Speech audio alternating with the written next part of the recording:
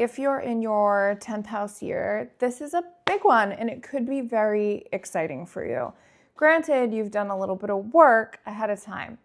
So this house is usually associated mostly with our career and our public reputation, right? And so there's a few work houses in the astrology chart, and I did talk about some of the work via vocation for your 6th house year. This is more about your chosen career path or the legacy that you want to leave behind, and something that you're really devoted on spending a lot of time, a lot of hard effort trying to increase your status, your reputation, and some form of achievement, right? This is a mission, a life's purpose to have a career that is something of meaningfulness for you.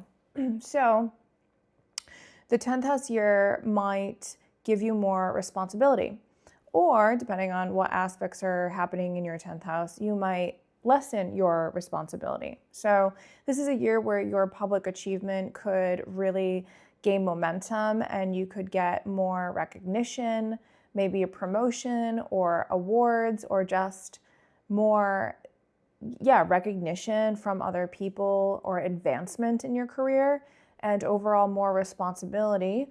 Or if things or fate, if you will, if you've not been doing the hard work, or there are other things happening through your 10th house, you might lose some responsibility or climb down the ladder a little bit, right? It's really specific to what's happening in your personal natal chart. This year will be significant because it's really asking you to focus on your true calling in life and your true path. This is also a house that's associated with fame. So if you do want that public recognition to that type of level, this could be the year where you work really hard to try to achieve that, right? Or you're given the opportunities and the choices to make that happen. But overall, this year is definitely going to have you pick up some responsibility over what is making you happy and feel more aligned, and building structure and foundation when it comes to your work in the world. Now, if you're somebody who is retired, or maybe you're a stay-at-home parent, this could be, what do you want to be known for or seen for, right? If you're retired, are you moving into, nurturing and helping or consulting other people, or just being a mentor or an advisor for somebody else? Or are you getting on the board of something and maybe taking on some type of new role here? Or, is your new goal to just mature yourself into the best fisherman, right? Maybe you like to fish in your pastime because you're retired, so all you want to do is go out and fish. Well, mastery, self-mastery also is significant in the 10th house. So it doesn't necessarily have to be associated with your work if you're retired, or you're a stay-at-home parent, or you're just not working at all. It just has to do with some sense of personal achievement that is important for yourself, and something that you devote that time and energy into that creates some sort of self-mastery over this. Now, this could also signify that somebody gets married or divorced, or becomes a parent for the first time, or loses their spouse, hopefully not, but you're a widow or widower. It could be changes to family members, a loss or a beginning, what have you, but your public reputation and how people perceive you and emotionally feel about you and think about you, right? That's the 10th house realm. So there are changes here when it comes to that. So this is also about a longer journey and a deeper journey, your inner authority, your inner critics, right? So we can get a lot of judgment projected on us into the 10th house from the public, because it's what they perceive us to be, which really isn't usually the case on the inside, right? Some of us have this public persona that we can put on, but then who we are really at home is the 4th house. It's the moon. It's the foundation of the soul. So, one might have to do some more work when it comes to safeguarding their public reputation, and also learning to release themselves from the judgments of the external world that doesn't really matter. Like, say that judgment is a thing that an individual struggles with.